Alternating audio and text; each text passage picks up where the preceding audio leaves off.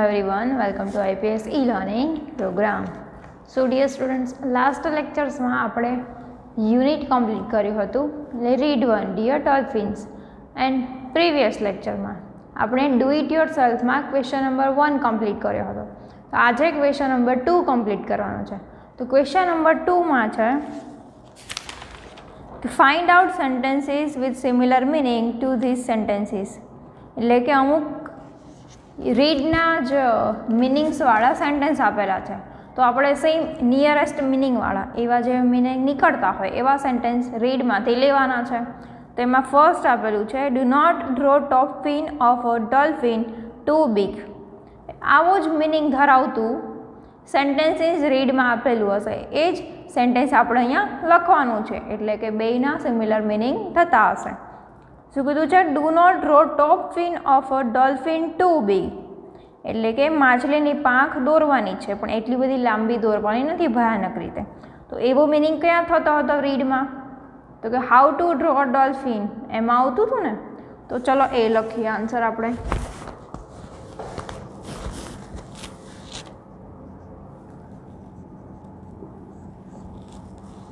At the fins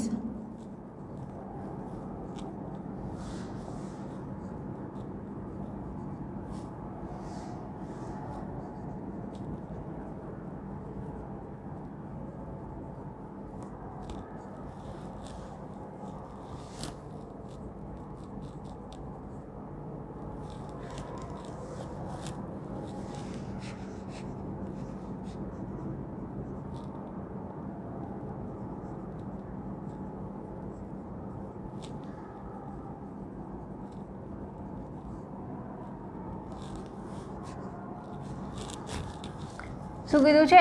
at the fins avoiding to draw the top fin to sharky. માછલીની પાંખ ઉમેરો at the fins avoiding to draw the top fin to sharky એટલે કે avoid એટલે કે ટાળવું. મોટી અને ભયાનક પાંખ દોરવાનું ટાળવાનું એટલે કે મોટી અને ભયાનક પાંખ દોરવાની નહીં. સેકન્ડ છે dolphin smile can not be compared with that of others. ડોલ્ફિનની સ્માઇલ છે યુનિક છે બીજા સાથે એની કમ્પેરિઝન થતી નથી. તો હવે સેમ મિનિંગવાળું એવું સેન્ટેન્સ લેવાનું છે તો એ આપણે લખીએ.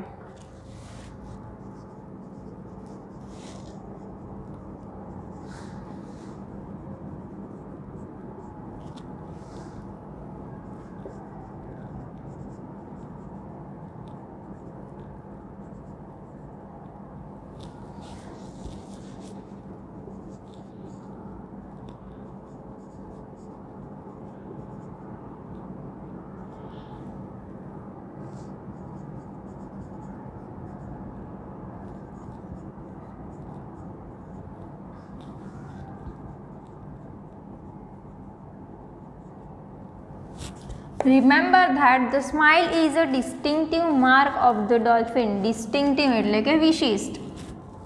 Remember that એ વસ્તુ યાદ રાખો કે the smile is a distinctive mark of the dolphin. ડોલ્ફિનની જે સ્માઇલ છે સ્મિત છે ડોલ્ફિનનું એકદમ વિશિષ્ટ લક્ષણ છે એનું. થર્ડ છે individual dolphins do not live at separate places. Individual dolphins એટલે એક ડોલ્ફિન છે અલગ અલગ જગ્યાએ રહેતી નથી. તો સેમ એના જેવું મિનિંગ ધરાવતું સેન્ટેન્સ છે ડોલ્ફિન્સ આર સોશિયલ એનિમલ્સ એટલે કે ડોલ્ફિન છે સામાજિક પ્રાણી છે ટોળામાં જ રહે છે એકલું અટોલું ક્યાંય દેખાતું તમને નથી.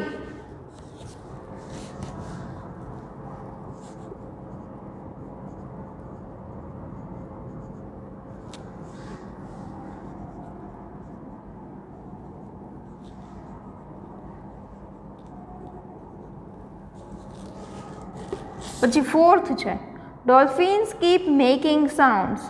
ડોલ્ફિન્સ છે એમનું કીપ મેકિંગ સાઉન્ડ એટલે કે અવાજ કરવાનું કન્ટિન્યુઅસ ચાલુ જ રાખે છે એટલે કે સતત બોલ્યા રાખે છે. તો એના જેવું મિનિંગ ધરાવતું સેન્ટેન્સ છે dolphins are like children who never shut up.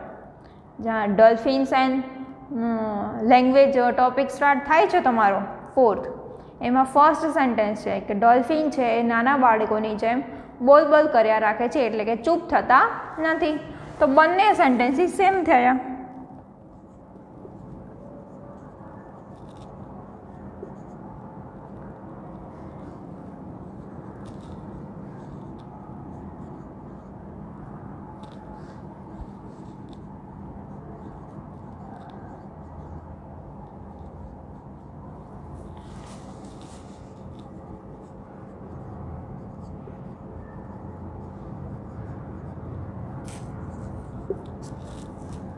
જે last, man creates danger for the dolphins. Dolphins માટે માણસોએ ડેન્જર એટલે કે ભય ઉત્પન્ન કર્યો છે.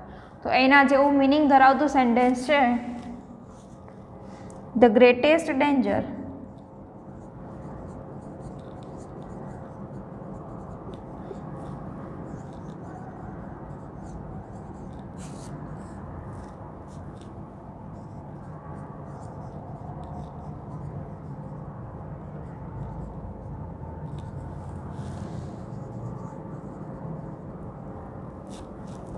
The greatest danger to dolphins is man.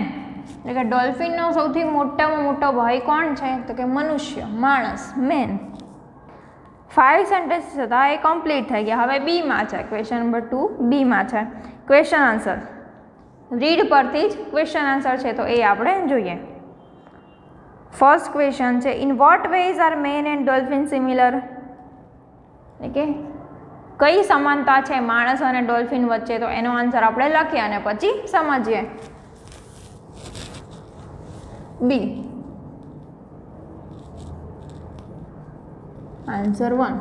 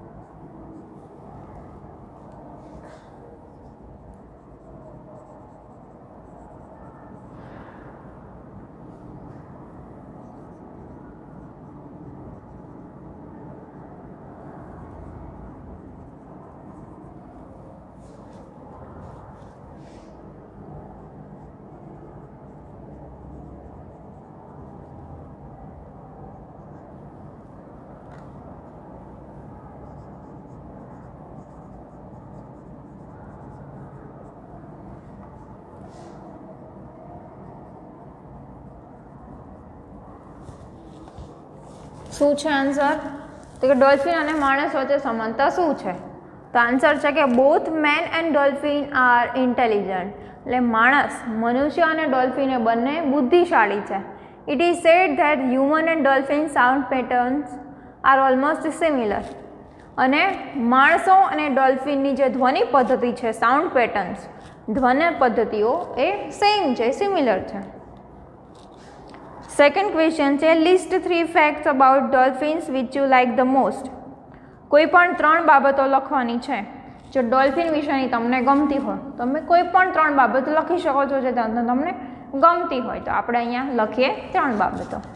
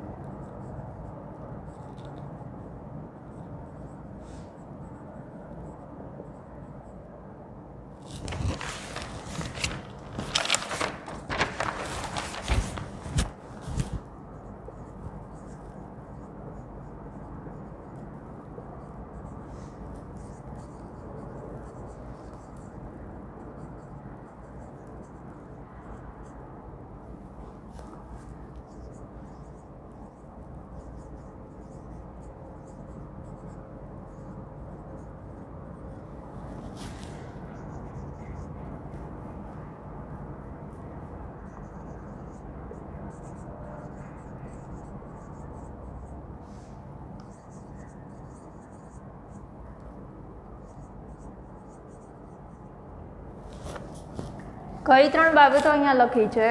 First છે dolphins use a technique called echolocation to find food and their path in the sea. Dolphins છે જે ટેકનિક યુઝ કરે છે એમનો ખોરાક શોધવા માટે અને રસ્તો શોધવા માટે દરિયામાં, એને કહેવાય છે એકોલ્યુશન. શું કહેવાય છે? એકોલ્યુશન.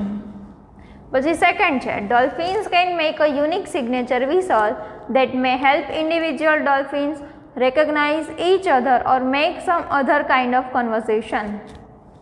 એટલે કે જ્યારે એમને એકબીજા સાથે વાતચીત કરવી હોય છે ત્યારે દરેક અલગ અલગ પ્રકારની યુનિક સિગ્નેચર વિઝલ પોતપોતાની રીતે ડોલ્ફિન્સ વગાડે છે. થર્ડ છે dolphins can swim up to 260 meters below the surface of the ocean. એટલે કે દરિયાની સપાટી ઉપર ડોલ્ફિન છે 260 મીટર સુધી સ્વિમ તરી શકે છે. આ 3 બાબતો ગમે તો એ 3 બાબતો લખી, આ સિવાય પણ તમે એડ કરી શકો છો. થર્ડ ક્વેશ્ચન છે why are dolphins called social animals? ડોલ્ફિન્સને સોશિયલ એનિમલ સામાજિક પ્રાણી કેમ કહેવામાં આવે છે? તો એનું આપણે લખીએ.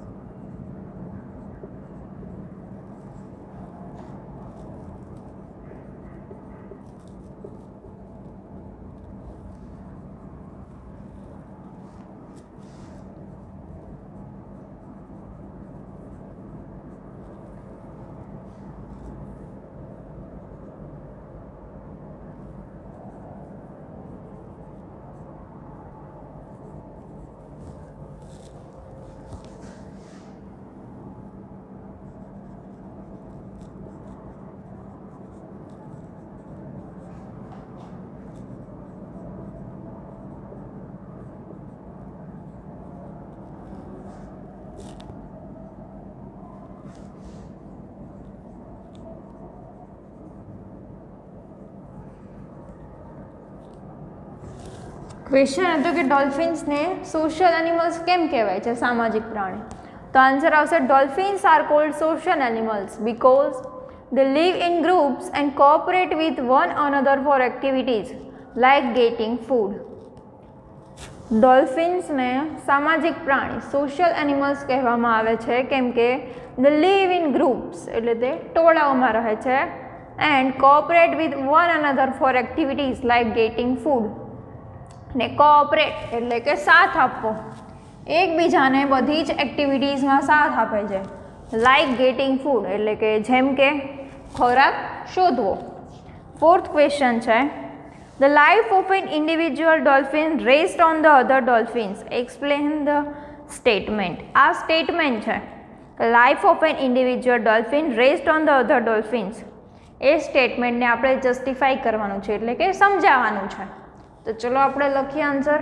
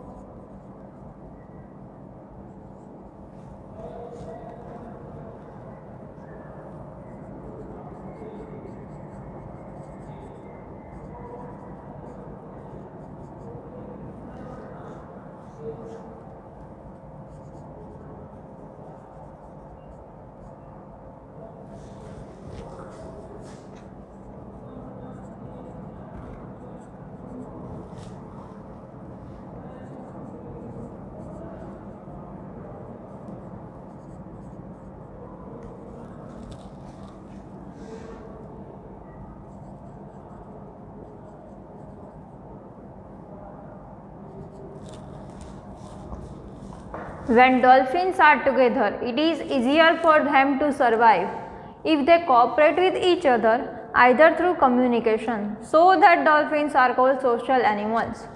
ક્વેશ્ચનને જસ્ટિફિકેશન આપવાનું હતું. ક્વેશ્ચન જે પ્રશ્ન હતો એને ન્યાય આપવાનો હતો કે explain this statement. The life of an individual dolphin rest on the other dolphins.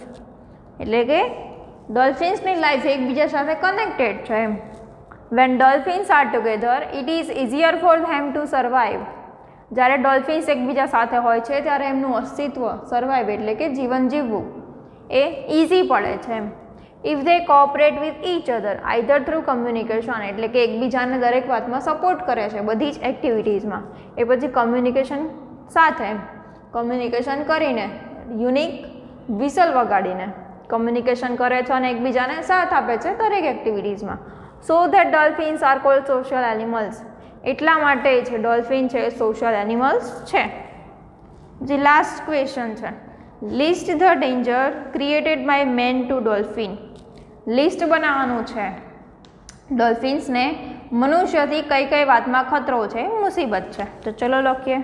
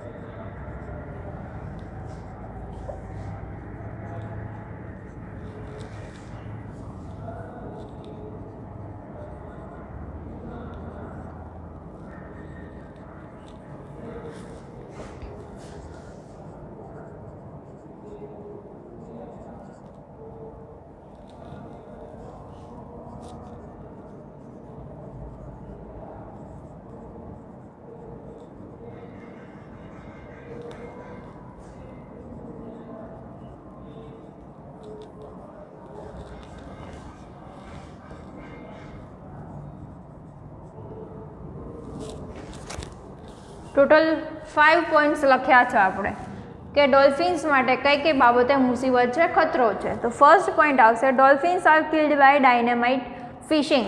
ડાયનેમાઇટ fishing એટલે શું?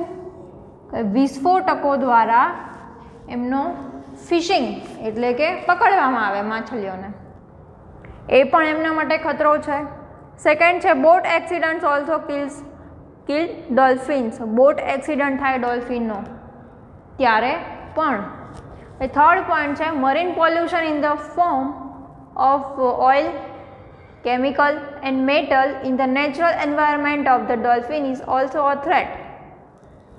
મતલબ કે મરીન પોલ્યુશન એટલે શું? દરિયાઈ પ્રદૂષણ. દરિયામાં જો પ્રદૂષણ થતું હોય એનાથી પણ. દરિયાઈ પ્રદૂષણ મતલબ કે ઓઇલ, કેમિકલ્સ એન્ડ મેટલ્સ, એના દ્વારા જે પ્રદૂષણ ઉદ્ભવે છે એના દ્વારા પણ ભય છે ડોલ્ફિન્સને એમ, એના દ્વારા પણ એમનું મૃત્યુ થઈ શકે છે. ફોર્થ પોઈન્ટ છે dolphins are caught and hunted for sport. રમતગમત માટે ડોલ્ફિનને લઈ જવામાં આવે એ પણ એમના માટે ખતરો છે. And last and fifth, tourist who come in the feeding and breeding area of dolphins are also are threat. એટલે કે ટુરિસ્ટ જ્યારે ફીડિંગ એન્ડ બ્રીડિંગ માટે ઉછેર ક્ષેત્ર હોય ડોલ્ફિન્સ માટેના, એ ઉછેર ક્ષેત્રમાં ટુરિસ્ટ છે અલગ અલગ જગ્યાએથી એમને વિઝિટ કરવા, મુલાકાત લેવા માટે આવે છે, ત્યારે પણ એમના માટે ઉછેરમાં ડિસ્ટર્બન્સ ક્રિએટ થાય છે. એટલા માટે પણ એમનું મૃત્યુ થઈ શકે છે ડિસ્ટર્બન્સને કારણે. સો ટોટલ 5 પોઈન્ટ્સ લખ્યા આપણે કે ડોલ્ફિન્સ માટે ખતરો કયો છે, એમના માટે ભય કયો છે. સો ડિયર સ્ટુડન્ટ્સ, અહીંયા આપણું રીડ 1 ડિયર ડોલ્ફિન્સ કમ્પ્લીટ થાય છે. સો નેક્સ્ટ વિડીયો લેક્ચરમાં આપણે રીડ નંબર 2 જોઈશું. Thank you.